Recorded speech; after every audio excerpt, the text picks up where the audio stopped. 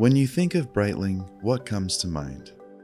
There's the obvious aviation history, a brand with a storied past, making top-notch watches for pilots in the golden age of air travel. Then there were some years when I'd argue Breitling's designs didn't captivate the enthusiast demographic, like the Breitling for Bentley period in the 2000s, or the busy two-tone chronomats of the 90s. And you might have missed it, but there was a moment last year when Breitling seemed to make a pivot. It happened quietly and quickly. It came in the form of a number of key releases. These models, in a departure from Breitling's more recent history, seemed to leverage the brand's storied past to create designs that were exciting again. And I think one watch best characterizes this recent shift. It's this one, right here. It points to where the brand's been and where it's going next. This is a week on the wrist with the Breitling AVI reference 765 1953 re-edition.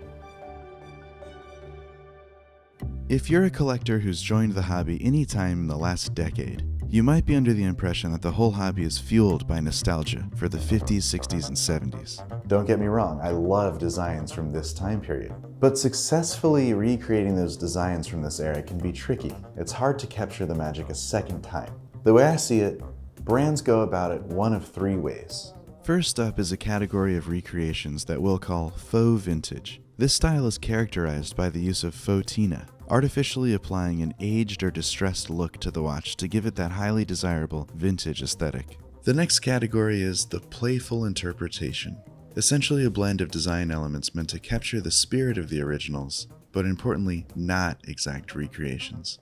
And finally, there's the one-to-one recreation. These watches aim to get every single detail as close as they can be to the original, right down to the minutiae. Not just case dimensions and dial design, but even the material of the crystal, the fonts, or whether or not the lugs are drilled.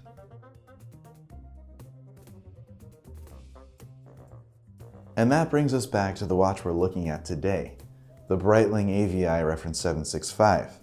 A one-to-one recreation of the watch from the 50s. And I happen to have the original right here. Let's break down Breitling's one-to-one recreation. I say one-to-one because it's as close as possible as Breitling could get to the original. Both the vintage and modern examples measure at 41 millimeters. The rotating bezel features a 12-hour counter, useful for keeping track of a secondary time zone. A tachymeter, typical on chronographs of the era, is absent. This keeps the design simple and legible in a charming way. The dial fonts match, from the 5th seconds track to the massive Arabic numerals, all the way down to the numbers on the totalizers. The 15-minute totalizer is marked by a plot of loom every 3 minutes, which is meant to time aircraft operations, like run-up procedures. Also carried over from the original are sunken registers with concentric grooving and syringe hands. And on the wrist, it doesn't feel silly like I think some of the oversized Breitlings from the early 2000s would. The proportions work, they feel true. Does it make me feel like a fighter pilot? Maybe not, but it would work for everyday wear. Of course, not everything is the same. Genève, below the Breitling logo at 12 o'clock, has been dropped, and the pushers on the new model protrude from the case slightly higher than on the original. But these differences most likely weren't a design oversight. Instead, they were unavoidable. For instance, the higher pushers are due to an increased movement size. Otherwise, in any area where the modern watch could be true to the original, it is.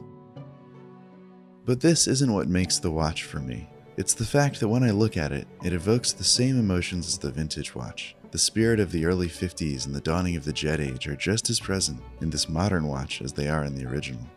And I think the interesting thing about Breitling is that collectors tend to fall into two camps. Either you collect vintage Breitling or modern Breitling.